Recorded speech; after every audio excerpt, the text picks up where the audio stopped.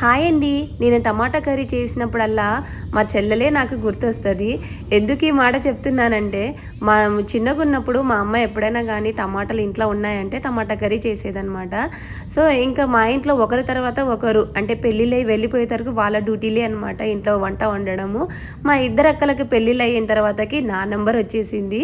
ఇంకా మా అమ్మ అప్పుడప్పుడు కర్రీలలాగా నేను చేసేదాన్ని.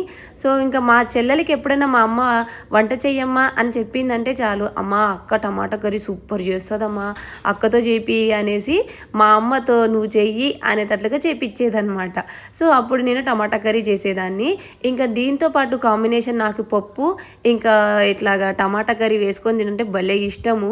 మా చెల్లెలి పెద్ద పని దొంగ అనమాట. మీ ఇంట్లో కూడా ఇలాంటి పని దొంగలు ఎవరైనా ఉంటే కామెంట్ చేయండి. సో ఇంకా పప్పు టమాటా కూర ఉందనుకోండి, ఆ రోజు ఫుల్ కడుపు నిండా తింటాను నేను. వీడియో నచ్చితే like and subscribe. Bye bye.